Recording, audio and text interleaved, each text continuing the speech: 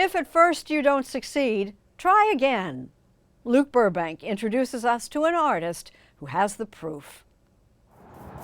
You might say Jason Jones's art career got off to a bit of a slow start. I applied to like 6 graduate schools. I got rejected from all of them. I think I learned pretty quick, like I don't know if I fit into the fine art world, the gallery scene and all that.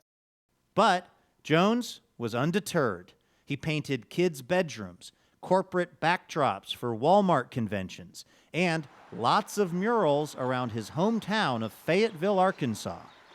And then one day, after years of trying to break through, something unexpected happened. So just coming from that poor background, you're always trying to find the cheapest option to whatever, make your art. Jones bought an old second-hand painting, planning to just use the frame when, for some reason, he felt compelled to add his own personal touch. It's actually the print there behind you. And I just plopped a robot on there for fun, and people really liked it. He says as soon as he posted it on Instagram, people were lining up to buy it.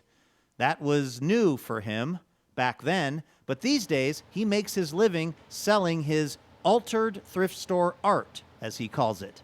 Most of this is just being thrown out. It feels like they're just like little orphans, I guess, to me, that I can give them a home and just a new life, and then I send them back out in the world. His originals can go from $800 to $1,200, depending on the size and complexity. The modifications can be ominous or silly or even cathartic after being brought up in a deeply religious home. I think like learning that being on the spectrum like has a new angle. I would seriously get anxiety just looking at pictures of Jesus. Because it brought you back to your childhood. Yes. And those feelings of worrying, am I going to go to heaven or hell? And yeah, I think it really affected me. Get the picture? this was the first one of those you did? Yeah, the first one I did, I just kind of did it therapeutically. Jones says paintings of Jesus Christ are by far and away the most common form of thrift store art he encounters. You don't get anybody coming up saying, how dare you? Sometimes it's like an older person might be like a dirty look, but I haven't had anyone just get really angry and yell at me. But most of the time it ends up someone telling me their religious trauma, or yeah, we just have long conversations. I mean, people may think it's sacrilegious that you're adding like a hamburger to Jesus's thoughts, but there's, you could say also a certain sacrilege to the fact that this was retailing for what, $2.92? Yes. To be clear, Jones isn't the only artist out there adding new images to old ones. There are lots of examples of people adding pop culture updates to existing works. And in case you're wondering, most of the artists making these altered works say they are parody.